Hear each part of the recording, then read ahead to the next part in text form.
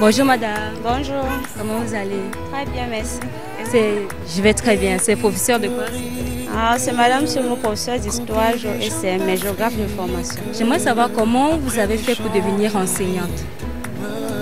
Pour devenir enseignant, après ma licence à l'université de Tchang, je suis allée à Yaoundé où j'ai fait l'école normale de Yaoundé, niveau licence. Et après, j'ai fait 2 ans de formation. Je suis sortie de l'école en 2019 avec un DPS2. Et comment est-ce que vous appréhendez votre métier d'enseignante au quotidien? Le métier d'enseignant, c'est un métier noble. Le fait d'avoir des connaissances à transmettre, c'est quelque chose de beau. C'est une passion. Moi, je suis entrée dans l'enseignement par vocation et par passion. On ne m'y est pas obligé. Et depuis que je suis enseignante, je suis fière de l'être parce que je transmets au jour le jour des connaissances et je forme des citoyens pour demain.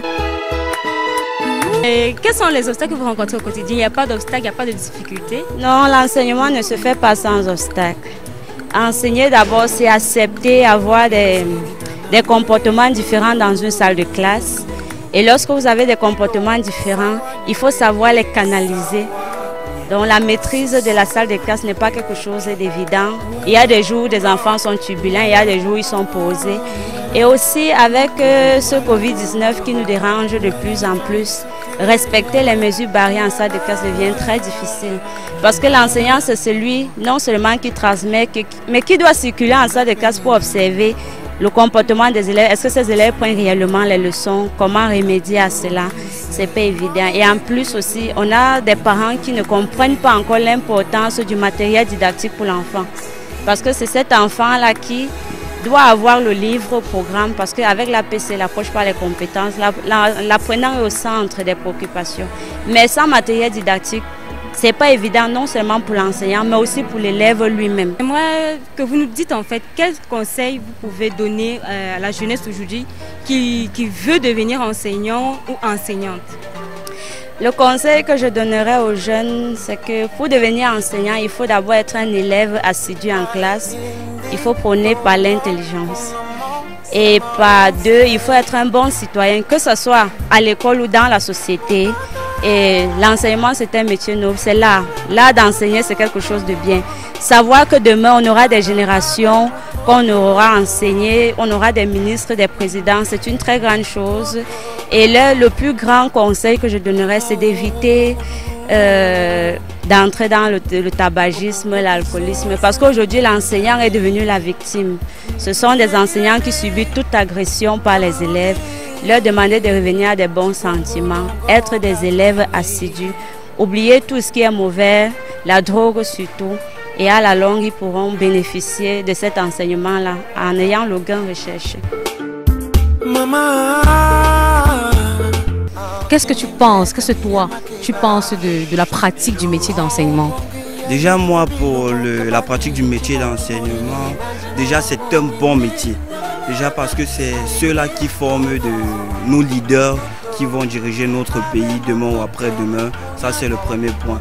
Mais maintenant, selon dans les difficultés que rencontrent les différents enseignants dans les établissements et bien sûr dans le ministère, ceux-là se voient parfois abandonnés déjà par le manque de salaire et aussi déjà que les établissements dans lesquels ils se trouvent, on n'affecte plus maintenant selon la disponibilité du professeur. Maintenant, on l'a fait juste parce que voilà, il faut affecter.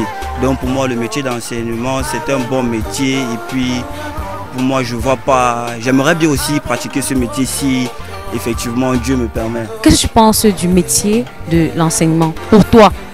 Bon, le métier d'enseignement est un bon métier. Mais il y a quand même un mais. C'est un bon métier, mais les élèves dénigrent trop les professeurs. Moi, par exemple, je peux pas dire que le lendemain, je serai professeur. Donc, comme je travaille là après, je vais être professeur. Parce que c'est pas facile, vraiment. Les élèves dénigrent trop les professeurs. Les professeurs sont mis en face des injures. Les élèves les insultent n'importe comment. Et leur salaire aussi. C'est pas vraiment évident. crois bien que si déjà on n'est pas patient dans le métier, on n'est pas compréhensif dans le métier, là on ne pourra pas faire cela. Parce que j'ai bien retenu une citation de la vie qui concerne beaucoup plus les femmes. Celle qui tape sur un appareil qui ne fonctionne pas n'est pas prête d'avoir un enfant. Donc autrement dit, le professeur qui n'est pas prêt à écouter l'élève et puis le comprendre, lui. Donc voilà, il n'est pas prêt d'enseigner avec les mœurs que rencontre la jeunesse. Donc pour moi, je crois bien et je le dis encore, le métier d'enseignant est un bon métier, si Dieu le veut bien. J'aimerais bien pratiquer vu ma filière. J'aimerais savoir comment vous avez passé la journée de la fête de l'enseignement. Comment vous avez passé? C'était la journée mondiale de l'enseignant qui était le 5 octobre s'est bien passée. Premièrement parce que quand on dit journée mondiale, ce n'est pas seulement aller dans les festivités, c'est de s'asseoir et avoir un flashback, une rétrospection. Ayant accepté le métier d'enseignant, qu'est-ce que je fais au quotidien? Qu'est-ce que je dois faire? Comment améliorer les performances au fur et à mesure?